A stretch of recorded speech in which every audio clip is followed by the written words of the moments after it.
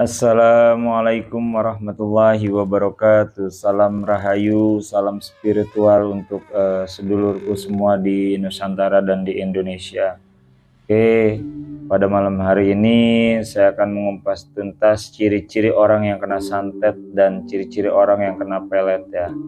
Oke, ini fenomena yang memang sangat ramai di zaman era sekarang ya. Bagaimana sih Kang ciri-ciri orang yang memang kena santet dan kena pelet ya? Oke, buat para sedulurku yang baru bergabung di channel saya, jangan lupa di subscribe, like dan komen ya. Satu subscribe dari teman-teman, dari sedulurku semua sangatlah berarti dalam membangun channel saya ini. Oke, buat teman-teman mungkin di kehidupan sehari-hari itu pasti akan sering mengalami atau menemui yaitu fenomena kena santet ataupun pelet ya. Nah, ini ciri-cirinya disimak dengan baik ya. Ikuti semua video saya agar bisa membantu dan bermanfaat buat saudara ataupun buat sedulur semua. Yang pertama, ciri-ciri orang yang kena santet itu hatinya gelisah, tidak tenang. Yang pertama ya, tidak tenang. Kalaupun dia mimpi itu mimpinya selalu buruk.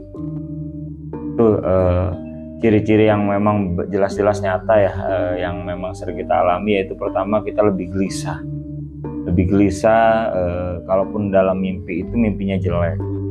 Itu sebenarnya udah ada pertanda, yang memang orang itu sudah bisa kena. Nah, untuk tingkatan santet ataupun itunya kita tidak bahas di sini ya. Ini hanya ciri-ciri yang orang terkena dari santet ya. Karena santet ini banyak jenisnya ya, karena dari santet ini banyak dari asal daerahnya, jenis santetnya itu banyak. Mungkin kalau saya sebutin satu-satu panjang ya, jenis-jenis santet di sini.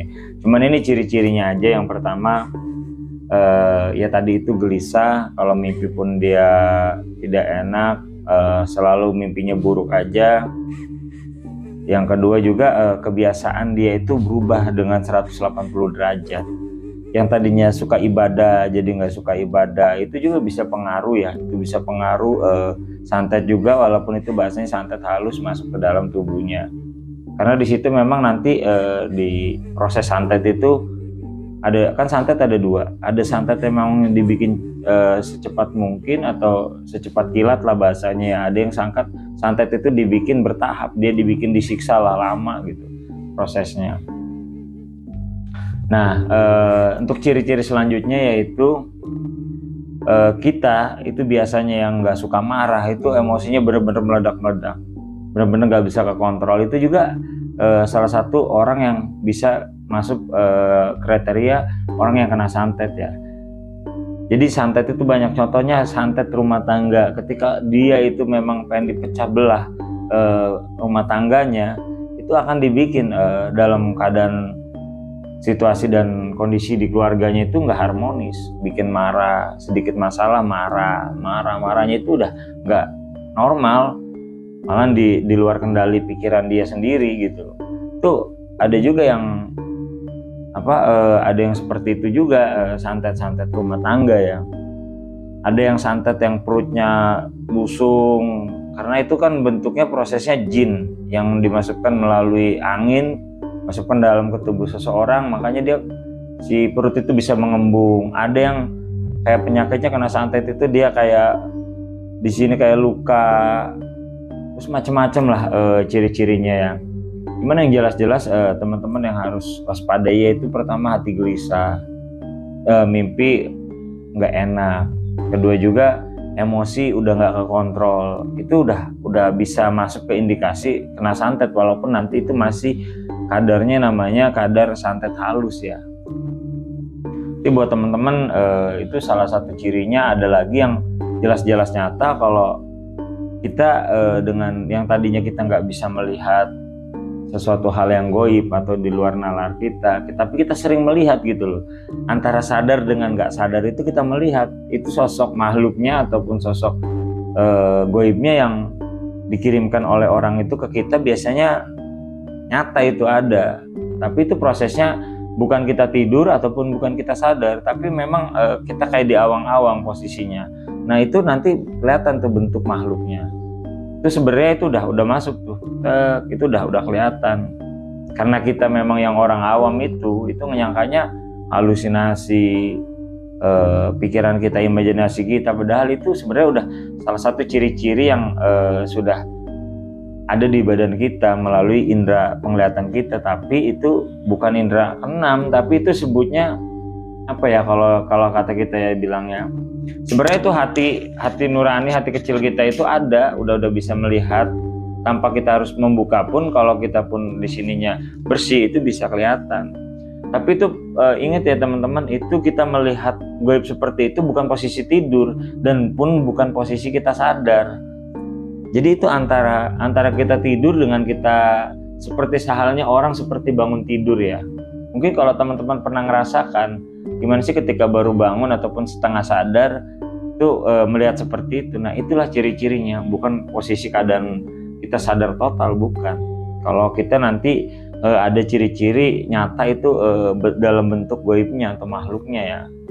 Dan biasanya juga ada yang secara kasatnya itu baru kayak asap ataupun bayangan hitam yang jelas-jelas nyata kelihatan. Nah ciri-ciri lainnya itu kalau di rumah itu ada kayak benda-benda jatuh tapi nggak ada wujudnya, itu juga sama bentuk kiriman.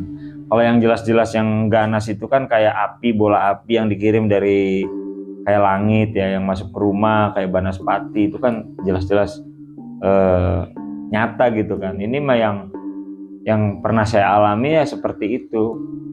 Untuk fenomena ataupun ciri-ciri orang yang kena santet.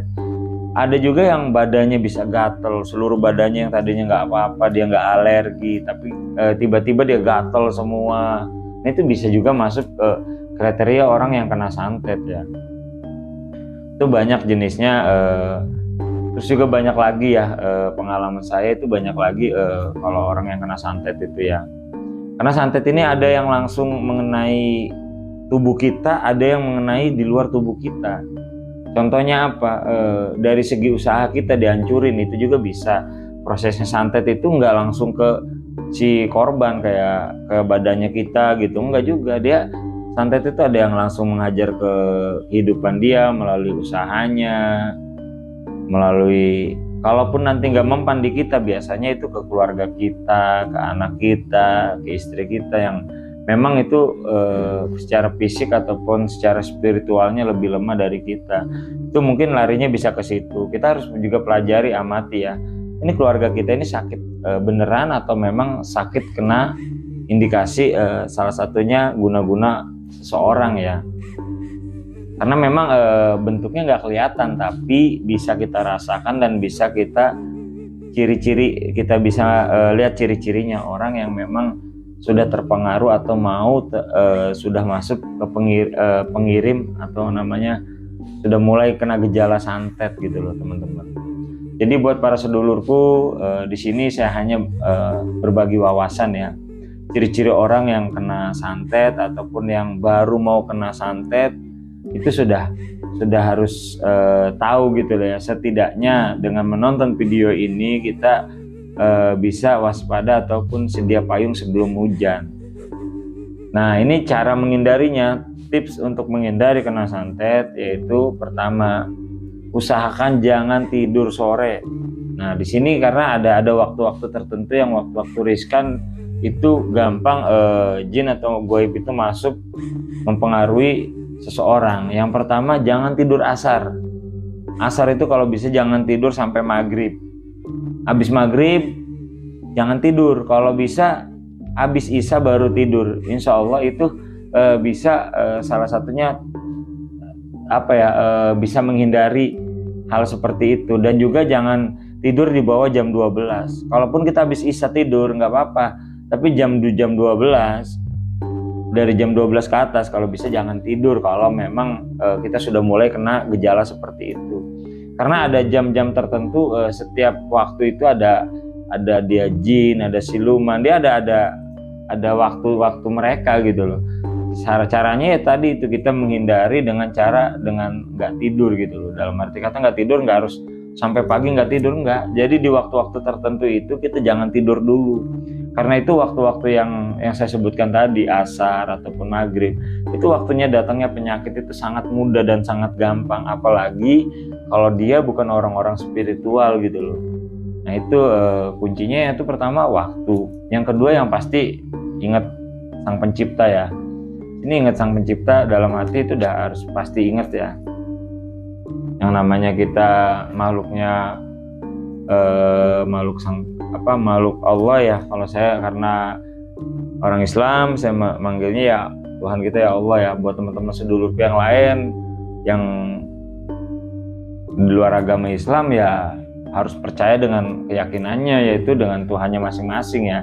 Harus ingat supaya apa, menghindari hal-hal kekosongan di hati sampai bisa masuk hal-hal yang goib ataupun hal-hal seperti makhluk lain yang memang punya niat buruk ke kita. Kita harus selalu ingat sama Sang Pencipta ya, agar menghindari hal-hal atau penyakit yang tidak kita inginkan. Oke, next selanjutnya kita mau bahas bagaimana cara menghindarinya lagi, yaitu teman-teman harus belajar ibadahnya. Oke, para sedulurku, untuk konten kita kali ini kita cukupkan sekian aja. Semoga wawasan dan pengetahuan yang saya berikan ini bermanfaat untuk para sedulurku semua. Salam spiritual Indonesia, rahayu, rahayu, rahayu. Assalamualaikum warahmatullahi wabarakatuh.